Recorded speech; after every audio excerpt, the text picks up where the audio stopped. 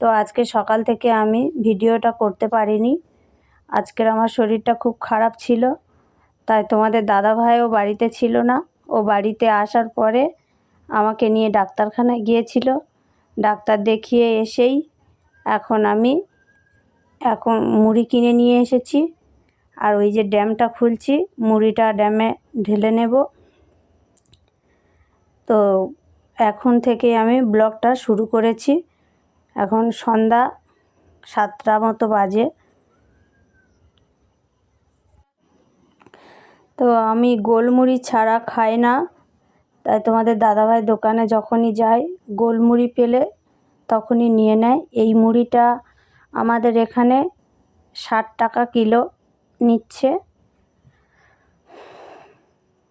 আর আসবার সময় মুড়ি আবার সুজিও কিনে নিয়েছিলাম, কারণ সকালবেলা হলেই তোমাদের দাদাভাই তো ব্যবসাতে বেরিয়ে যায়, কিন্তু কি খেয়ে যাবে, তাই ওকে একটু সকালে সুজি করে দিলেই খেয়ে বেরিয়ে যায়। ওই যে দেখো আমি সুজিটা দেখাচ্ছি, এই সুজিটা কিনে নিয়ে এসেছি 500 সুজি 20 টাকা নিয়েছে, 40 টাকা কিলো সুজি। তো আমি আসবার সময় ডাক্তার দেখিয়ে বাড়িতে আসবার সময় দেখি একটা ফুচকা দোকানদার বসে আছে আমাদের মোড়ের মাথায়। তো আমি সব সময় ফুচকা খাই না, খুব একটা খেতে পারি না, কারণ আমি তো তেঁতুলের টক খাই না। আর দোকানদার কাকাটা আমাদের চেনা পরিচিত ছিল, তো বললাম লেবুর টক দিয়ে যদি দেয় তাহলে খাবো। তো কাকা বলল ঠিক আছে, একটু দাঁড়াও, দিয়ে দেব। তো লেবুর জল গুলে দিয়েছিল। আমি 20 টাকা ফুচকা খেয়েছি, তোমাদের দাদাভাই 10 টাকা ফুচকা খেয়েছে। খেয়ে এসে ওই বাড়িতে জল খেয়ে নিলাম। আর এখন চেঞ্জ করে নিয়েই এখন আমি চালটা ঢালবো। এই যে বালতিতে দেখো চাল খালি হয়ে গেছে, বস্তা নামাতে হবে, নতুন বস্তা।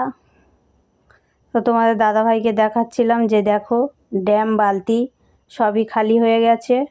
আর ওই যে চাউমিনটা অনেক দিন এনেছিল, এখনও কিছুটা রয়ে গেছে, অন্য যে কোনো দিন আবার চাউমিন করব। তো এখন তোমাদের দাদাভাই চালের বস্তা নামিয়ে দিচ্ছে, চালগুলো ঢেলে নেব। আর এই যে চাল আমি আগে তৈরি করতে পারতাম না, ধান থেকে চাল কিভাবে তৈরি করতে হয় আমি আগে পারতাম না, তারপরে আস্তে আস্তে সব শিখে গিয়েছি। তো এখন আর 2টো পেটিই আছে। উপরের চালের পেটিটা সুপার শ্যামলি না দুধেশ্বর, ওটা দুধেশ্বর চাল হবে, আর নিচেরটা সুপার শ্যামলি, মানে ওটা সরু চাল আর নিচেরটা মোটা চাল। আর এই যে পেটিটা নামালাম, এই চালের পেটিটা সরু চাল, দুধেশ্বর চাল।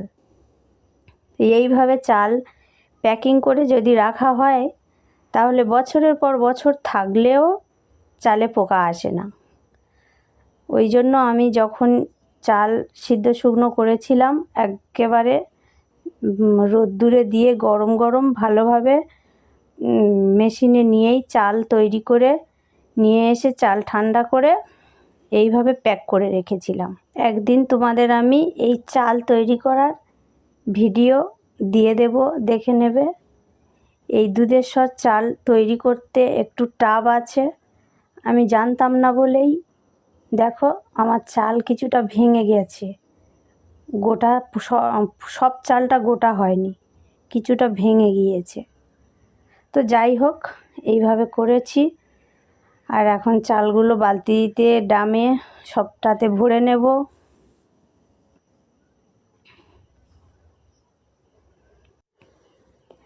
সকাল থেকে শরীরটা খারাপ ছিল বলে সেভাবে কোনো কাজ করতে পারছিলাম না, কিন্তু শরীরটা একটু সুস্থ হওয়াতেই ডাক্তার দেখিয়ে আসার পরেই দেখো আবার কাজে লেগে পড়লাম। সংসারের খুঁটিনাটি কাজ এসব তো থাকবেই, এসব করতেই হবে। তো আমি সকালে চালটা ভেবেছিলাম যে বালতি ভর্তি করে নেব, কিন্তু শরীরটাও ভালো ছিল না, আর তোমাদের দাদাভাইও বাড়িতে ছিল না, চালের পেটিটা নামাতে পারছিলাম না, অনেকটা ভারী ছিল। তো এখন চাল বালতি ভর্তি করে নিয়েই দেখো বস্তাতে কিছুটা আছে, ওই জন্য আমি আবার বস্তার মুখ বেঁধে ভালো করে গুছিয়ে রাখছি। এখন আবার আমি ওই জায়গাটা খুব ভালো করে পরিষ্কার করে নেব। সংসারে মেয়ে ছেলে ছাড়া ঘরবাড়ি পরিষ্কার করে রাখতে পারে না, এই কথাটা ঠিকই। তোমাদের দাদাভাই তো একেবারে অগোছালো, ও ঘরবাড়ি কিছুই পরিষ্কার করে রাখতে পারে না। আমি যদি দুদিন অন্য কোনো কুটুম বাড়ি কি বাপের বাড়িতে গিয়ে থাকি, ও ঘরবাড়ি একেবারে অপরিষ্কার করে, মানে যেখানকার জিনিস সেখানে রাখে না, এইভাবেই রেখে দেয়। তো আমি এখন এই রকমভাবে ঘরবাড়ি সব পরিষ্কার করে নিয়েই চলে যাব রান্না করতে। রান্না বেশি কিছু করব না, শুধু একটু ভাত করে নেব, দুপুরের তরকারি আছে। তো দেখো আমি রান্না করে নিয়েছি, রান্না করে নিয়েই একটু বসে মোবাইল দেখছিলাম, ভিডিও এডিটিং করছিলাম। আর এখন এই ভাত খাবো বলে এই দুটো আসন বিছিয়ে নিলাম, আর ভাতও হয়ে গেছে।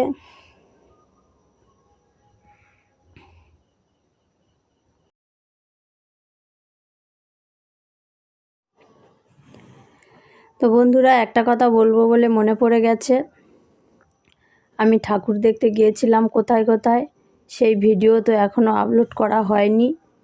সব ভিডিও করে রেখেছি, কিন্তু আমি ঠিক সময় করে আপলোড করতে পারছিলাম না। কিন্তু আমি এখন ওই ভিডিওগুলো এডিট করেই একদিন পরে পরে আপলোড করে দেব।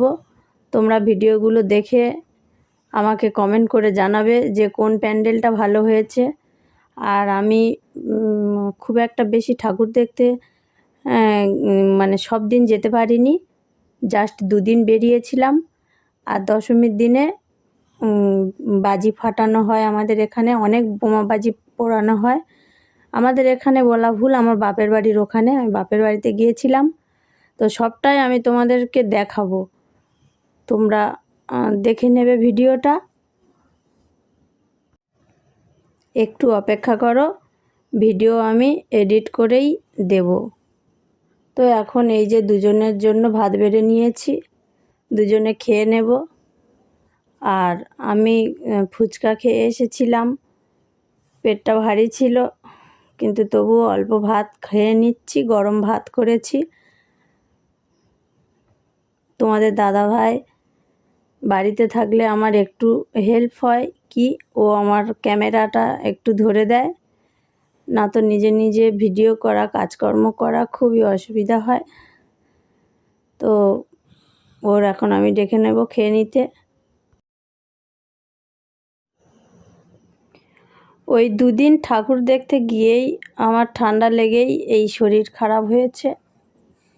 আর বাইকের হাওয়া, বাইকে করেই আমরা ঠাকুর দেখেছি, বাইকে ঘুরে ঘুরে ঠাকুর দেখে বাইকের হাওয়া খেয়ে, আর ওই রাত্রেবেলা আইসক্রিম খেয়ে আমার এতটা ঠান্ডা লেগে গেছে যে শরীরটা ওই জন্যই খারাপ হয়েছে।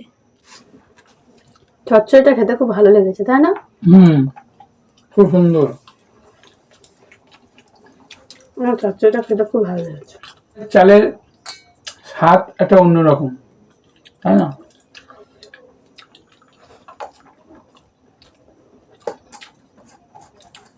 চারিদিকে শাক সবজি চাল যা সার মারছে, সারের জিনিস খেয়ে খেয়ে আমরা সব অসুস্থ হয়ে পড়ছি।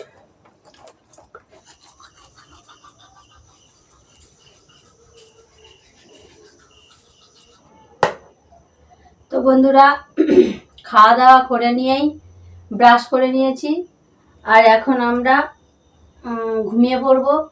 আর ভিডিওটা অনেক বড় হয়ে গেছে, আর বেশি বড় করলাম না, ভিডিওটা আমি এখানেই শেষ করে দিচ্ছি।